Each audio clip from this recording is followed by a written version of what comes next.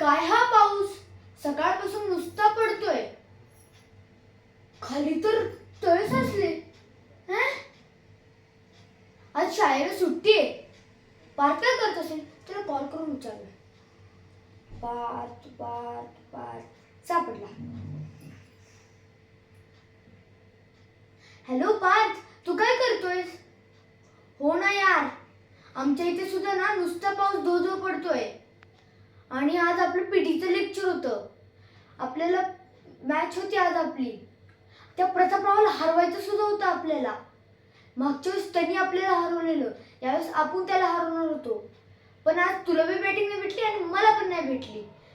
केली तर फक्त ह्यानीच. कोण काय कोण? पाऊस.